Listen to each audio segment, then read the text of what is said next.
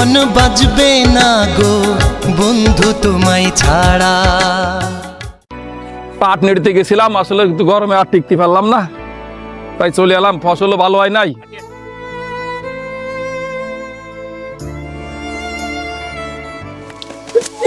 কি করলো রে? দে পাড়া পাড়া সহি দিস না, হ্যাঁ? দেখ কি পারিস না? কি হতো? আরে এই ছাতি তোর গাড়ি না, আমার মাথায় ধর, আমার মাথায়। আচ্ছা শোনো ব্যাপারী সাহেব, টাকাগুলো তো নিবার সময় নিলা, সময় মতো তো দিতে পারলা না। সময় মতো যেতে দিতে পারো নাই, তোমার এই জায়গা জমি বাড়ি গাড়ি সবই তখন আমার হয়ে গেছে।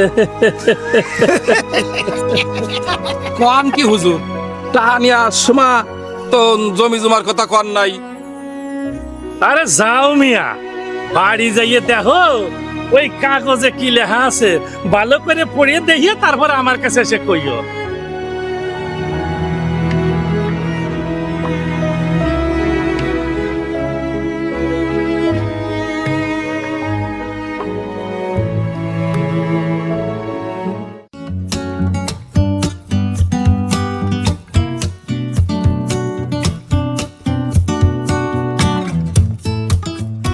ওই সৌরভ, কি ভাবতেছো? ভাবতেছি তোমার কথা, তোমার আমার ভালোবাসা তোমার বাবাকে মানে নেব। আরে কেন মাইনা নিব না? আমরা কি পাপ করতেছি? আল্লাহ সাক্ষী আছে না, তুমি দেখো কিচ্ছু হইব না। দোস্ত, এইটা নিয়ে কোনো চিন্তা করো না। দেখো না আমি আর নুফালি কাজ কাম ফেলে কিভাবে প্রেম করি। ও মাদবর সাহেব, এ বাড়িতে আছেন নাকি? মনে হয় সুদের টাকা গুনতেছে নাকি? আমারও তাই মনে হবার লাগছে। এ কেডা আইলো? এ মা সুরভি ধর তো কেডা আইলো? বাবা, তোমার সামসা কিয়ামত আইছে। এই কিডা? হ্যাঁ শুনছি তো।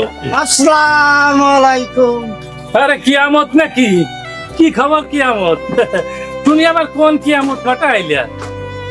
আমি কিন্তু বাবু টিয়া পয়সা দিতে পারবো না, আমি কাউরে টিয়া পয়সা দেই না, আমার টিয়া পয়সা নেই।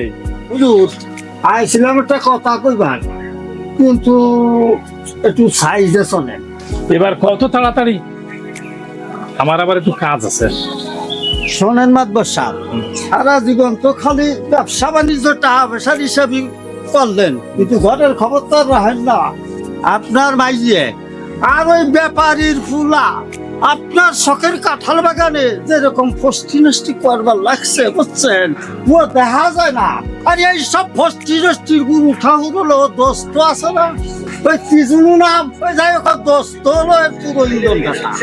এর কি বিধি ব্যবস্থা হবে তাই হবে নাকি? আমার তো দেখে গাও কাপা শুরু হয়ে গেছে, কোন জানে আনতেছে বিষয়টা মাথায় নাই। বাবারে, আমরা তো গরিব মানুষ, আর তোর ব্যাপার আর এই মাতুবারের মেয়ের ব্যাপার এই গ্রামের লোকে অনেক কথা বলা বলি করতেছে। তা যদি এই কথা মাতুবারে কানে যায়, তাহলে তো আমাদের এই গ্রামে থাকতে দিব না। কেন থাকতে দেবো না? গ্রাম নাকি তার একা সম্পত্তি নাকি? না বাবা, এর লাগে না, আমি তো এই মাতবারের কাছ থেকে অনেক টাকা পয়সা আনছি, তো এইগুলা শোধ দিতে পারি নাই। আর ওই মাতবার কয় এই ঘর বাড়ি জমি জমা নাকি সব তার। কোন কি কাকা, শুনছি এই মাতবার নাকি অনেক টাকা সুদ খায়, আর ওই টাকা দিয়ে এই মানুষের জমি জমা সব কেড়ে নিয়ে যায়। বাবারে, আমি যখন তার টাকা নিছি তখন আমার কাছে সাদা কাগজে একটা টিপ নেয়। আমি তো আবার অত লেখাপড়া জানি না, তাই আমি একটা টিপ দিছিলাম। তাই চল এখন তো ওই মাস্টারের কাছে যাই। মাস্টার সাহেব, মাস্টার সাহেব কি বাড়িতে আছেন? ও মাস্টার সাহেব। এ ব্যাপারী, আসসালামু আলাইকুম। কি ব্যাপার বাপপুলা একলগে? আসলাম আপনার কাছে। ব্যাপারী সাহেব তাহলে বসেন, আইসন জন ভাই বসেন। মাস্টার সাহেব, আমি তো লেখাপড়া কিছুই জানি না, ওই কয়টা টাকা লাগিয়া যাইতাম ওই মাতবারের কাছে, ছালডারে মানুষ করব, কিন্তু মাতবার আমার সর্বনাশ করে দিছে। কি হয়েছে বলেন তো একটু। আপনার ছেলে শুনলাম যে মাতবারের মেয়ের সাথে উল্টাপাল্টা কিছু করে বেড়াচ্ছে, শুনলাম প্রেম করে, সত্যি নাকি? আমার একটু খুলে কন তো। স্যার, আমি তার মায়েরকে ভালোবাসি, কিন্তু আমার বাবার সাথে যদি জালিয়াতি করে আমি তাকে ছাড়বো না। কেন, কি হয়েছে তুমি আমার একটু খুলে বলো তো। এই যে তোমাদের গ্রামে এই যে সব ঝামেলা তো থাকার কথা না, আমার এলাকায় বাস করে আমি সিদ্ধান্ত নিছি যে সবাইকে নিয়ে শান্তি মতো এলাকায় বাস করব। তোমরা যে কি সব শুরু করছো উল্টাপাল্টা, হ্যাঁ?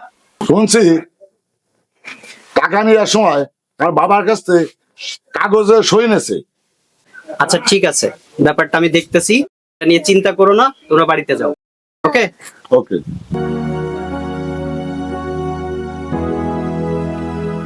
মাস্টার সাহেব বাড়িতে আছেন নাকি? যে মাস্টার নাকি?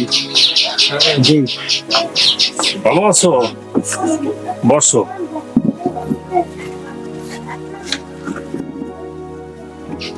কি ব্যাপার মাস্টার সাহেব, তুমি তো কখনো আমার বাড়িতে আসো না, আমার বাড়ি আইলে নাকি তোমার পাপ হয়? শোনেন, ব্যাপারী সাহেব আমার বাড়িতে আসছিল, আমার কাছে নালিশ দিয়ে গেছে, আপনার কাছ থেকে কিছু টাকা নিছিল, সেই টাকার বিনিময়ে আপনি তার কাছ থেকে একটা লিখিত নিছেন, নিয়ে তার জমি জমা এগুলো নাকি আপনি নিয়ে যেতে চান, এই ব্যাপারে সে আসছিল। এখন এই ব্যাপারটা আমার একটু খুলে বলেন তো। মাস্টার সাহেব, টাকা তো নিছিল ব্যাপার, ওনার ঘর বাড়ি জায়গা সম্পত্তি আমার কাছে বন্ধুক রেখে কিছু টাকা নিছিল, সেই টাকা সুদে আসলে এত হয়ে গেছে, এখন ওই ঘর বাড়ি না দিয়ে তার উপায় নাই। এখন এই ঘর বাড়ি রাখিয়ে তার বাপ ছেলেরে আমি এখন গ্রাম ছাড়া করে দিতেছি। সবই তো বুঝলাম, সবকিছুই শুনলাম, এগুলো বাদ দেন, সুদ খাওয়া হারাম, আপনি তো জানেন সুদ খাইলে নামাজ পর্যন্ত হয় না, আপনার এই সবকিছু জানা আছে, তারপরও আমি আরেকবার বলতেছি, আরেকটা ঘটনা শুনলাম, আপনার মেয়ের সাথে নাকি ব্যাপারী ছেলের একটা সম্পর্ক আছে, এটা যদি সত্যি হয় ছেলেটা কিন্তু খারাপ না, আমি সৌরভ ছেলেটার ব্যাপারে জানি, তো একটু ভেবে দেখেন। গেলাম।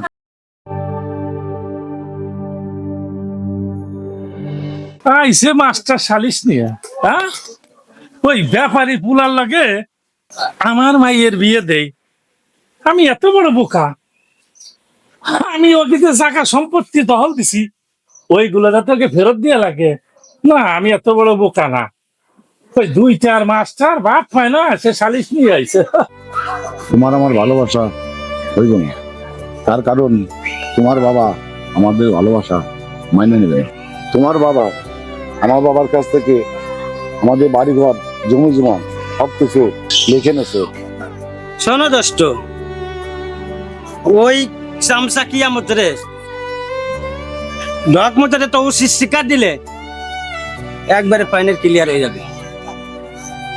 ওই চামচা কাকারে লোভ দেখাইয়ে ওই মাতুব্বারের কাছে নিয়ে গেছে, ওই চামচা আমার আর নুপালি বিয়েটা ভাঙছে। শালার চামচার বাচ্চা চামচারা আজকে তো পালি হয়, পালি পারা বার হইয়ে ভাল্লা ভাল্লা হয়ে এলাবো, আনাসে কানাসে যে দেখা পাই পাইলে বেড়া বড় এই সামসা সামসারে এলাবো।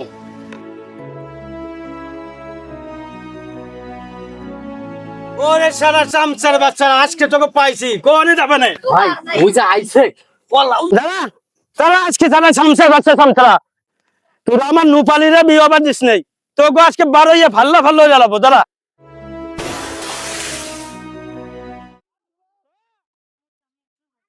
তারা সামসার বাচ্চা, তুই আমার নুপালির বিয়ে আবার দিস নেই। মানের মান আল্লাহ রাখে।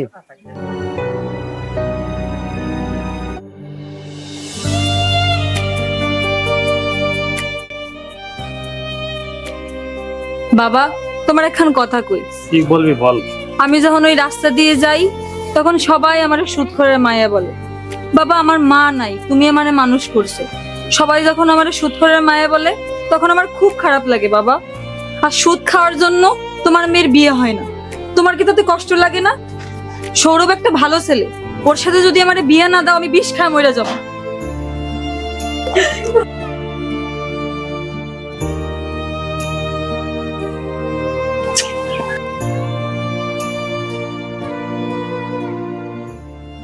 আসলে ভুল করতেছি, আমার মেয়ে আমার চোখ খুলে দিয়েছে, আমার সুদ খাওয়া ঠিক হয়নি, আমি আমার মেয়ের উপর অন্যায় করেছি। আসলে সৌরভ একটা ভালো ছেলে, আমার মেয়েকে আমি সৌরভের সাথেই বিয়ে দিব, আমার যা কিছু আছে আমি সব সৌরভে দিয়ে দিব। আমি আর সুদ খাবো না, সুদ খাওয়া হারাম, আমি আর সুদ খাবো না। এ হাবু, হাবু কই গেলি রে হাবু, এদিকে আয় তো। জি মাদবর সাহেব বলেন। ওই যে দেখতো সৌরভ কোথায়, সৌরভ তো ডেকে নিয়ে তো যা, আমার কথা বলতে মতলব সব ডাকে, আচ্ছা যাচ্ছি মাদবর সাহেব। ডেকে নিয়ে যা। আচ্ছা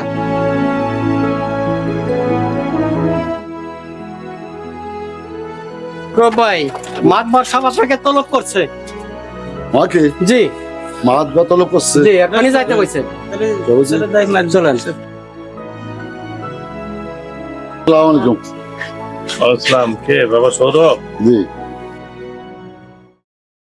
ভালো আছো বাবা?